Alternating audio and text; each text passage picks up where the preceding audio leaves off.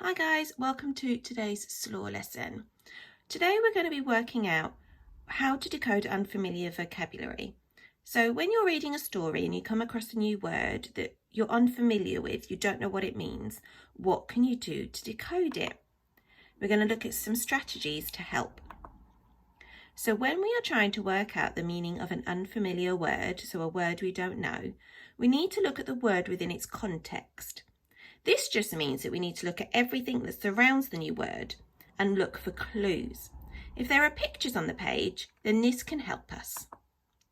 So for example, what do you think the word scorching means? Have a think about it. If we use the pictures to help us, we can work out that scorching means very hot. Now have a look at these pictures and see if you can work out what transparent means. Transparent means see-through. What about the word capsize? Use the picture to help you. So capsize means to flip over on its side, like that poor boat. To work out the meaning of a new word, we can also look closely at what comes before and after the word. By doing this, we are again looking at the new word in its context. These surrounding words will give us more clues about the meaning of the new word. So read the words either side of the red word to work out its meaning. So the stars twinkled and glistened like the diamonds in the night sky. So we're going to read before, so stars twinkled, and then after, diamonds in the sky. So do we think the word glistened means sparkled, moved, or faded? Well done, it means sparkled. Have a go at this one. The horse had glossy, sleek hair which glittered in the sunlight.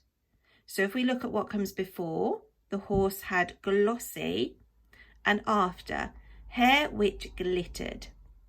Now, do we think that sleek means rough, shiny, or dull? Well done, it means shiny. Let's have a look at another one. The old man poured the tea with an unsteady hand, dripping it on to the tablecloth. So if we have a look at the words before the red word, poured the tea, and after the red word, hand dripping it onto the tablecloth, what do we think that unsteady means? Unsteady means shaky because he's dripping it onto the tablecloth. So if something's unsteady, it's a bit shaky. Let's have a look at another one. She was upset that she wasn't making much progress with her story. She was stuck. Have a think. What do we think the word progress means here? So she was upset and she was stuck because she wasn't making much progress. Good. It means she wasn't able to move forward. So match the correct meaning to each of the red words. So he couldn't go on. The climber was weak and weary. He had lost most of his strength. He wanted to surrender. He lay his head down on the snow, but he knew this would be disaster. He scanned the mountains, searching for any sign of shelter from the blizzard. It was no use. A blanket of white surrounded him. He was paralyzed, frozen to the spot. Now I want you to pause the video and match the red words to the meanings on the right.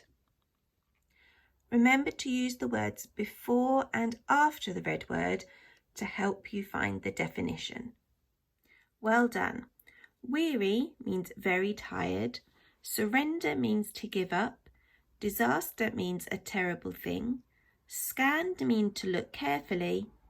Shelter means a place of rest. Blizzard is a heavy snowstorm.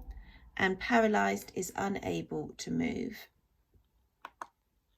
We're going to start reading the story, The Baker's Boy and the Great Fire of London. Chapter 1. It was just after midnight when young Will Fariner opened his eyes as he lay in his room above the family's baker's shop. Will could smell smoke, and suddenly he realised what that meant. He leapt from his bed and ran out onto the landing. The smoke was coming from downstairs. "Wake up, everyone!" Will yelled. "The house is on fire!" "Will's right," said his father, appearing in his nightshirt. "Something is definitely burning." "You must have forgotten to douse the ovens, Thomas," said his mother. "This is no time to decide who's to blame," muttered his father. "We have to get out." "You're right, I'm sorry," said Will's mother. "Will, go and fetch your little sister." Will dashed to his sister's room and shook her by the shoulder. "Stop it, Will," Peg murmured. "It's the middle of the night." "Come on, Peg," said Will. "Hurry up or we'll be burnt to a crisp." Peg smelt the smoke at last. Soon the family was safely on the street outside where a crowd had gathered.